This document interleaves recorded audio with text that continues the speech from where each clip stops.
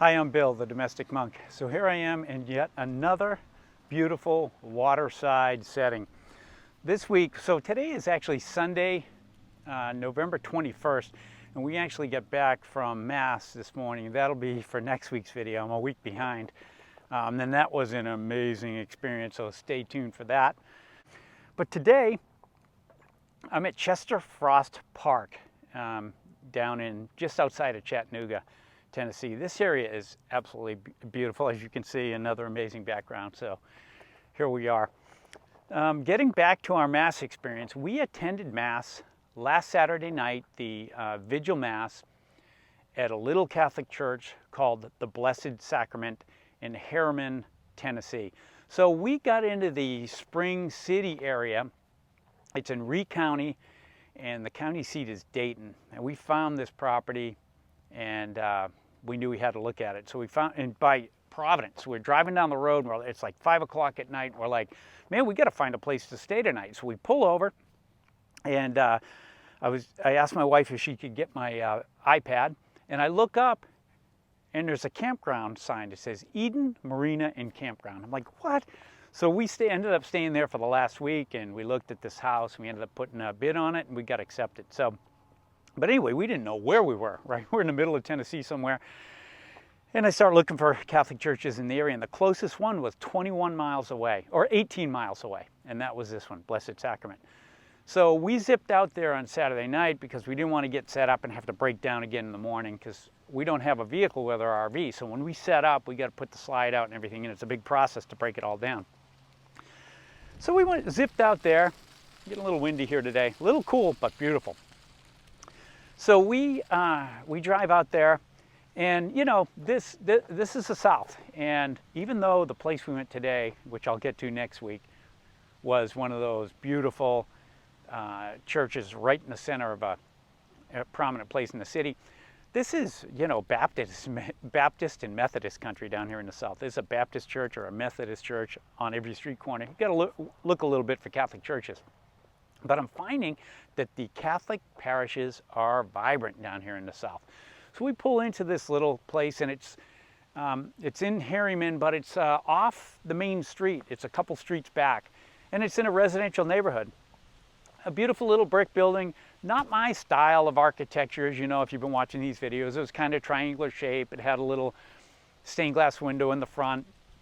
But other than that, pretty nondescript. It did have a statue of St. Michael out front, and right around the corner between the house and the rectory, they had a beautiful little devotional statue to the Blessed Mother, which was nice. But really, nothing spectacular outside. So we walk in, we got there a little early, probably got there around 4:30 or so for a 5 p.m. Mass. Really not many people in the church. You walk in, you know, it was very similar to St. Jude in Pearl, Mississippi that we attended the week prior, my buddy Dave Sawyer's hometown. And, you know, you walk in, it's the same style of church. It had those arched beams, going all the way down the church. There were 2 rows, just kind of how I like it. Small town churches, kind of like the one I grew up with, St. Joseph's in North Brookfield, Massachusetts. 2 rows of pews heading right down the middle, lantern lighting, going right down the center. Just how I like it on the inside of a Catholic church. The altar in this church was beautiful, just typical. You know, I talk about, we have some of these basilicas and cathedrals that are just ornate and rich and just striking. And then some of these ones like this church, Blessed Sacrament, they were just subtle. You had a beautiful statue of our Blessed Mother over on the left, beautiful statue of St. Joseph on the right, pretty good size. I'm gonna let this Ranger go by in his Polaris, making a little racket. And then right in the center was the altar, and you know, it's just how I like a Catholic church to be. You had the altar, behind that you had the tabernacle, above that they had a beautiful crucifix. You know, the crucifixes I'm seeing now over the last few weeks have been fantastic. I mean, it was a big, impactful crucifix right in the center, and it had these beautiful, rich colored stained glass windows, 2 of them right on either side of the altar. I mean, it was just a very beautiful but understated church. So down the sides, they had also pretty small Stations of the Cross and some pretty nice colored stained glass windows of various saints. Now, you know, I'm noticing as I go through these, some places have understated or less stained glass, but they have more dynamic Stations of the Cross and vice versa. These ones, the stations were pretty small, kind of understated, but they had very beautiful stained glass windows. Now, we did get there in the evening and the sun was going down, and by the time Mass started, you know, the sun was pretty much gone. So I didn't get to see the stained glass with the lights on, which really makes them, but they were all depicting various saints down the side. It was nice. The attendance was, you know, it was actually pretty full. I want to say 2/3, which has been consistent the last several weeks. Mostly an older crowd here, though.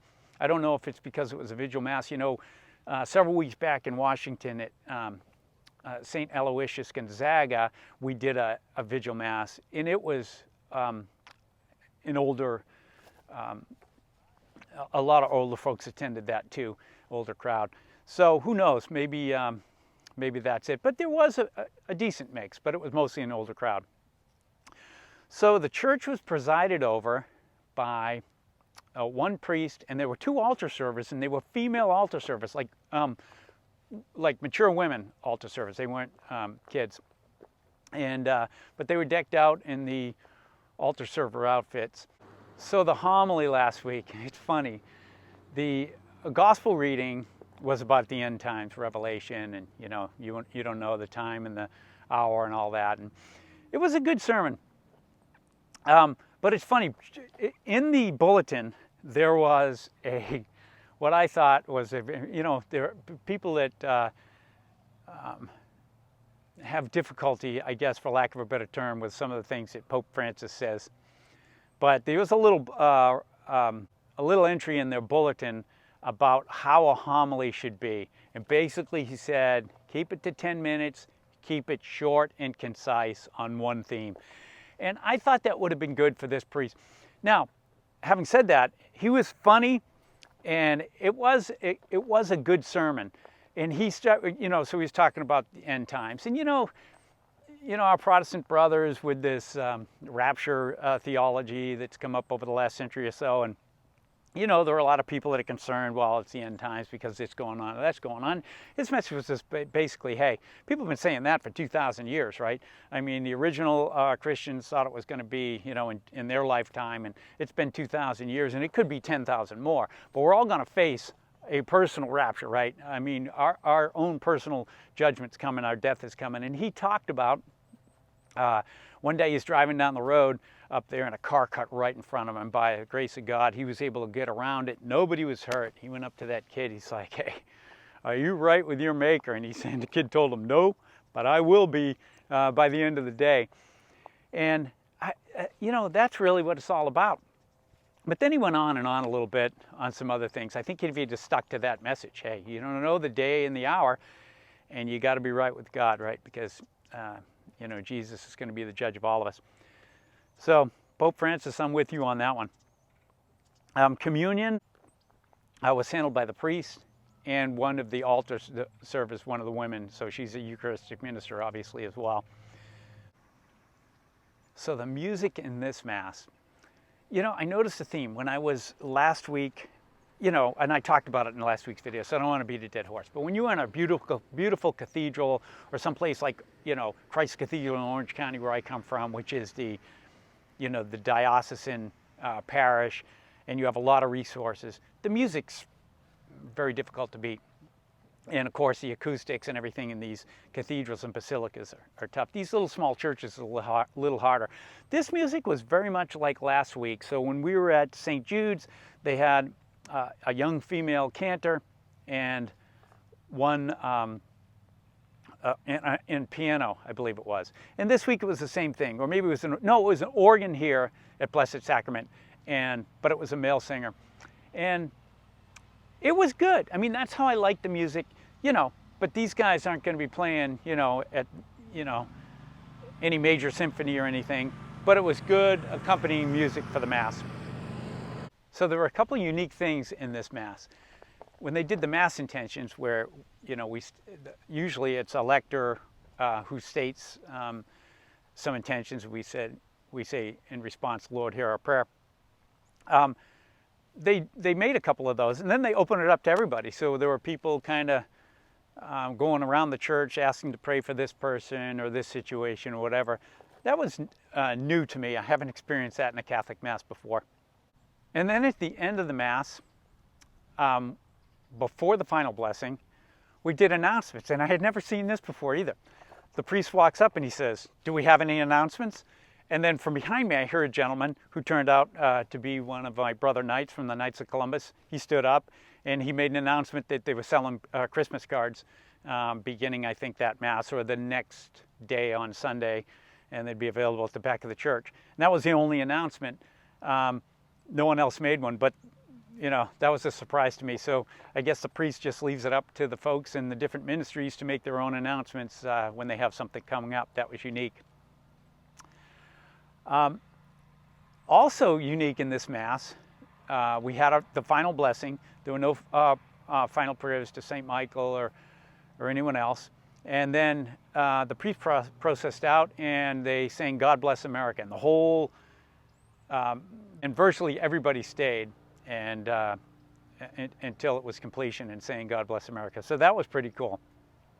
And then one thing that was unique here too, that we really appreciated. So we've been in, what's this, my 8th or 9th weekly video, and we've been going to Mass, all across this country. And unless I reached out to talk, I talked to a couple of the priests at the end of Mass, but as soon as this Mass, as God Bless America was over and we were getting ready to exit, the woman behind my wife touched her on the shoulder and said, "Hey, we haven't seen you in Mass here before, you knew?" And we had a little conversation with her, and then we head out towards the door at the back of the church, and another woman, an older woman, came up and said, "Hey, I haven't seen you guys. Are you here? Are you visiting?" And so we talked with her, and that was pretty nice. Usually people just kind of file in and out after Mass. And that's kind of been our experience down here in Tennessee. I heard about that back in California, how everybody here is so welcoming and friendly, and we're really getting that, and particularly in this area of Tennessee. And we ended up buying a house here, and it hasn't stopped. Next week's video, if you stay tuned, I will tell you another Providence story that led to us attending the Mass service that we just attended this morning in Chattanooga. So to wrap up, I thought the service down there at Blessed Sacrament, and that's the interesting thing. We don't know, we just bought a house in that area, and there are 3 or 4 churches within about 25 miles. That was the closest one, but there are a few others that I want to check, and I'll probably be posting videos on those before we decide where we want to, what we want to make our home parish. Because once we do have that, I want to get plugged into the Knights and Cursillo and all that stuff again, the things that I left in Orange County. So it's going to be interesting. It's in California, I was 4 miles from church. This is going to be, we have to kind of think carefully about, because I want to be involved, but 40 minutes one way makes it a little more difficult, a little more challenging. So at any rate, Blessed Sacrament in Harriman, Tennessee. Beautiful little service. I thought the priest was great. He was funny. The people were friendly. If you do get a chance to swing down this way, you wouldn't go wrong attending Mass there. So if you have listened and stayed to the end of this babbling video, thanks very much. I appreciate it. And until next time, and as always, siempre adelante.